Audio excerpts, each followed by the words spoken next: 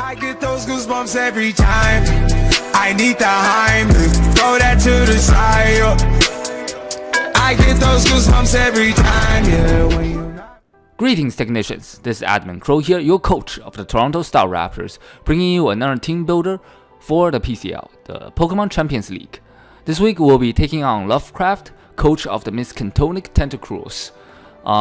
His roster and his entire team should appear to your right by now. In this video, I'm just going to be going over the sets I'm bringing and my game plan going in. As you can see, he does have one of the most threatening mons, or I guess one of the most threatening rosters in the entire league. He has that Mega Mawile, which is sometimes banned, I guess more often than not in most other leagues. It's such a huge threat against my team. I guess just against everyone's team in general. So let's just hop into it, see what I have in store for him. So first up, we have Gaybog, the Lycanroc Dusk, coming back for the first time, I believe, after week 1. Actually, I am packing this exact same set almost, with the item choice band ability Tough Claws. The moves are Excel Rock, Stone Edge, Drill Run, and Crunch. Excel Rock for general priority, especially for that Volcarona and all his rock weak mons and Salamence, and obviously the Chandelure. Speaking of which, I think Chandelure, he has to bring either Chandelure or Volcarona, despite the fact that I have Rockium Z along with Lycanroc Dusk, simply because I did make the transaction last week, the trade last week with Fury, so my Mega is now Mega Scizor. So not only he needs to pack fire coverage on a lot of his mons, but I think it's safer for him to bring one of his fire types against me. Especially Chandelure also gets the ability Flash Fire, which tracks Victini relatively well, just offensively. If you run a Choice Scarf variant with Trick, that can be a little bit problematic against me. And obviously Stone Edge for general stab, to hit the Salamence if he's out of range of Bandit Excel Rock, and Drill Run is there for Mega Mawile mainly. Primarily, I'm just going to be clicking Excel Rock most of the time anyways. The game plan is to weaken his team to a point where Excel Rock can clean up. However, if he doesn't bring mons that's weak to Excel Rock, or I guess just rock type in general, I have other mons that can handle them. Crunch is there for the Chandelure and / Slowbro. Mainly, so I don't have to go for, mainly, I don't have to go for a move that can potentially miss, and I don't have to go for, I guess, a ground move if I want to make a prediction of him switching out of his Chandelure. And yeah, for the EV spreads, we have Jolly Nature with max attack and 176 speed, just enough to outspeed a Jolly, or I guess speed boosting Nature Salamence, which has the 100 base speed. I can see him running max speed on his Salamence this week simply because I have Victini, which also shares a base speed of 100, and the rest in HP and 4 points in defense. Pretty straightforward there.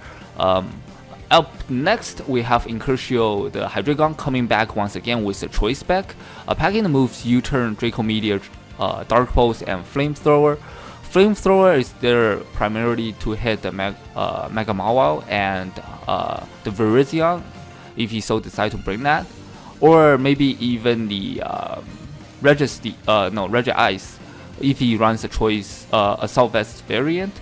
I'm just gonna be clicking Dark Pulse and U-Turn against most of his members anyway. This thing is my dedicated lead, as it does match up well against his potential lead of Rotom Wash and Crocodile, which both I think have a really high chance of coming this week. Crocodile have a really good offensive matchup against my defensive walls, mainly being the Krogili, the Kofag, and Wintel Jr., the Toxapex. It checked those two offensively pretty well, and it does have a potential lead. I guess it can be a potential lead if he packs Stealth Rock. I'll just U-turn out against that thing to find out if he's Scarf Rocks or just the type of stat he is, as I do outspeed a Crook naturally. And obviously Draco Meteor and Dark Pulse is there for general stab. Draco Meteor is there to click once I get rid of his Mega Mawile. Mega Mawile is super pressured this week, as is it is his both his steel type and his fairy type. I'm just gonna be clicking Dark Pulse anyways.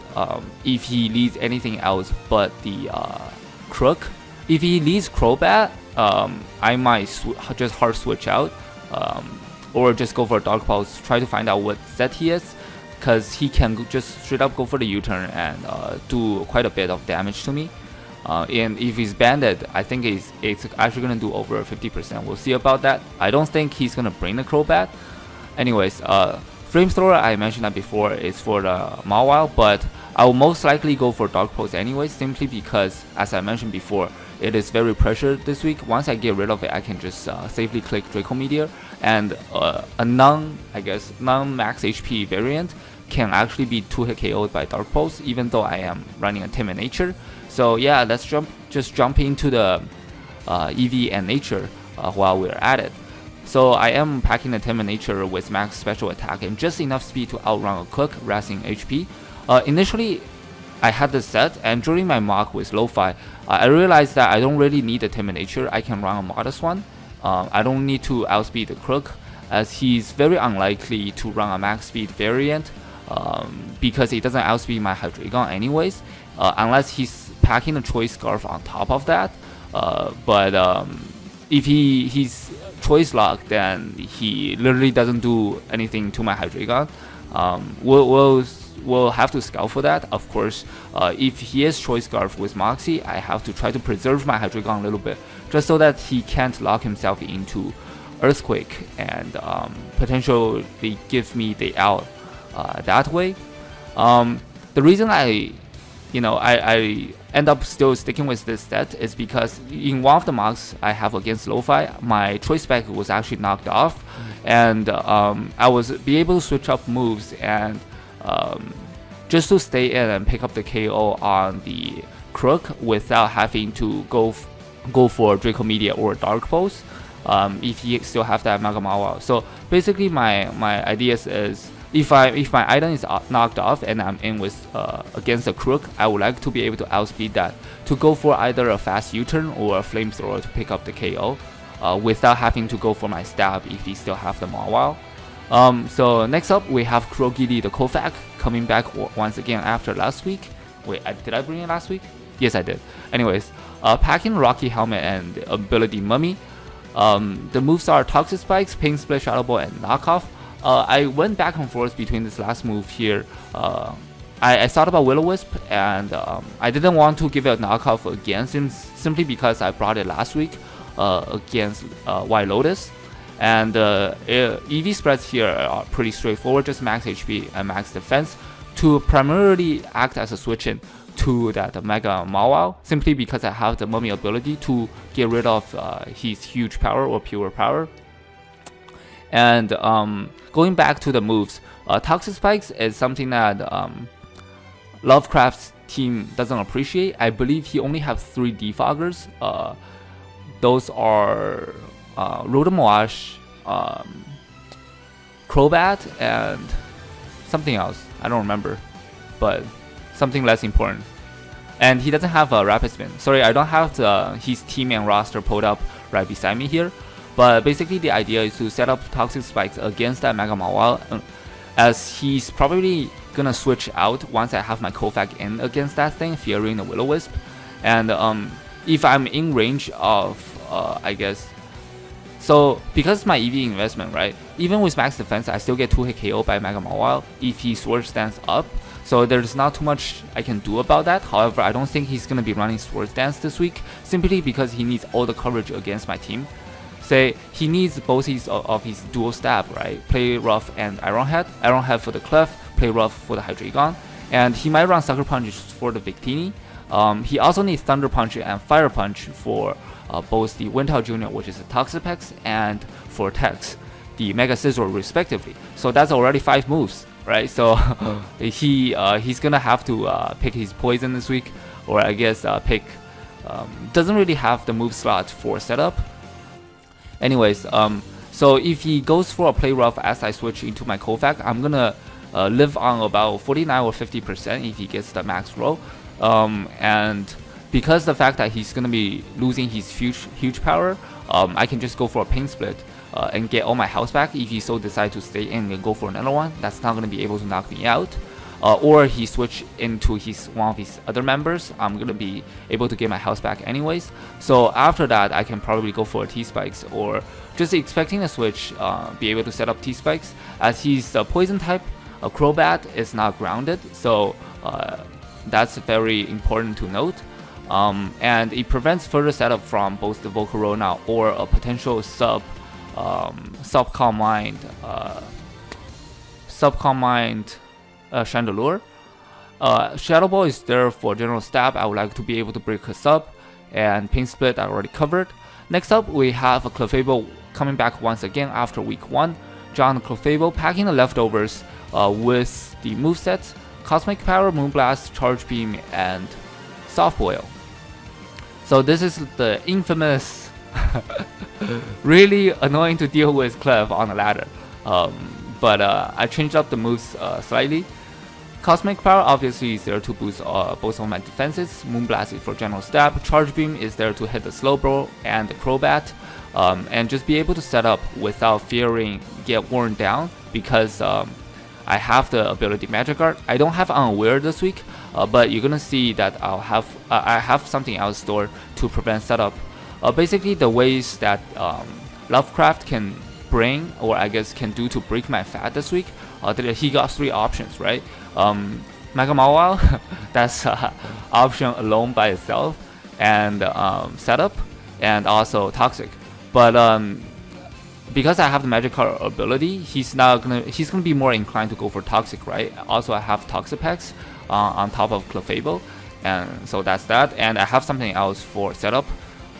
That's why I don't have Unaware Clefable anyways, and he's gonna be more inclined to set up as well, simply because I have 2 Haze Mons and I have a potential bring of Unaware Clef. Software obviously is there for general recovery, just a max HP and almost max defense set, and with a little bit of speed. The speed is there for the Mega Mawile. I do outspeed that thing naturally. However, if he does so decide to bring, I guess, just a little bit speed to out creep my Clefable, if he doesn't bring a max HP and max attack, and run a lot of speed, that's gonna be a lot easier for my Hydreigon to worn down and potentially even 2-hit KO by Dark Pulse upon switching. And if he does run max HP and max attack, I'll have the potential chance to out creep him, trying to out creep me, if that makes any sense. So up next, we have Wintel Jr. coming back once again. The Toxapex. I'm saying once again a lot, but anyways, Toxapex this week. Last week he didn't do really too much against White Lotus because my misclick. But this week hopefully it will put in the finance work. I am packing the Blood Sludge with the moves Toxic, Recover, Scald, and Haze. Very similar set to last week, simply because I want to bring it again, since I didn't really get to show it off last week. Haze obviously is for his setup. That's what I mentioned before. Basically shut down one of the ways that what Lovecraft can break through my fat, and Scald there is just there for burn. It's Scald, right? Recover is self-explanatory, and Toxic it's because I'm poison type, I cannot miss. Even if he's in with a Crobat, there's not too much he can do against me, and Toxapex has a good matchup against his team, especially that Mega Mawile. I won't get 2-hit KO'd unless... Wait, let me think. I think I might get 2-hit KO'd. I will get 2-hit KO'd by his Play Rough, only if he set up one Swords Dance, right? Even if I run max HP and max defense, I'll still get 2-hit KO anyways. That's why I have a little bit special defense here to help me take on the Volcarona, as I do resist both Volcarona's dual stab and Mega Mawile's dual stab. Mega Mawile has to run Thunder Punch to touch me, and Volcarona has to run Extra Sensory to touch me, or Psychic. I think Psychic is that the move that he has, but it doesn't. Lovecraft doesn't have Psyche MZ. He has a Flying MZ, so So even if he's at +1 with a Volcarona, Psychic is not gonna be.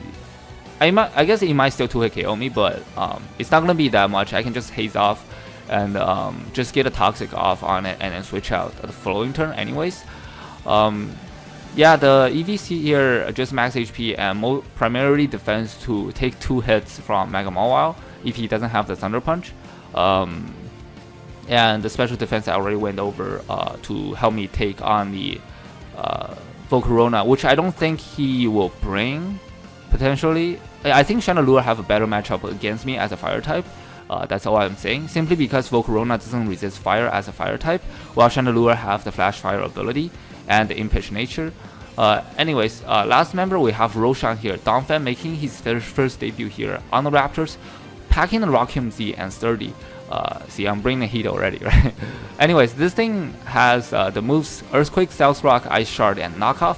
Knockoff, just to get rid of the items on his team, simply because Mega Mawile is not going to be able to, doesn't want to stay in against me, both, versus the Kurokiri and the Roshan. Simply because I have a chance to outspeed him. We both share the speed of 50, and I'm packing the Earthquake, which is gonna do a tremendous amount to that Mega Mawile. And Stealth Rock with Rockium Z, simply because I need an item on Donphan so that it doesn't get knocked off. I want this thing to act as a switch into Crook before I find out what set he is. If he's Choice Scarf, there's not too much he can do against me, and my item won't get knocked off, just to reduce the damage coming from his knockoff. And I can go for that Rockium Z Stealth Rock, which gives me +1 defense. That's just a cool effect on the side, as I don't really need a +1 defense, since he might very well go into his Rotom Wash or his Chandelure on the Donphan. Most likely the Rotom Wash, which walls the Donphan pretty well. Ice Shard is there for the Salamence. I have just enough attack to 2-hit KO the Salamence. I don't really need Adamant Nature, that's why I have Impish right here. With max HP and mostly defense, again to take on the Mega Mawile a little bit better, but primarily to act as a switch into that Crook. And Knockoff, again, I mentioned before, just to knock off any item, almost guaranteed, because he's Flynium Z, he's not gonna go Mance on the Donphan. He might on the first time, but I can just go for the Ice Shard. I have Earthquake for Mega Mawile, which is his Mega. And Knockoff just hits everything else. Basically, Knockoff is there to hit his potential, I guess, Z Crystal Carrier and Mega. Did I just say primarily to hit those two? I mean, primarily to hit everything else outside of those two. And I have 2 moves to cover those 2 as switch-ins. So yeah, I think I like the team this week. I opt against to bringing Mega Scizor for an obvious reason. He does have the dual fire type. I'm less concerned about the fire type bring, as I do have the Excel Rock to check those, even instead of Quiver Dancing Volcarona. And I didn't bring Victini simply because I brought it every single week. I think Victini have a pretty good matchup against his team. However, there's the potential pursuit coming from Crook and Sucker Punch from Mega Mawile that I have to worry about. And both of these two can check Victini outside of their priority, or I guess Pursue is not really a priority. Anyways, and I really want to bring the Clef since I haven't been bringing her too much in my past weeks. So yeah, I guess that's gonna be it from me. Sorry, that's gonna be it from me for the builder this week. I'll see you guys in the match. This is Admin Crow here, signing off. Goodbye, technicians.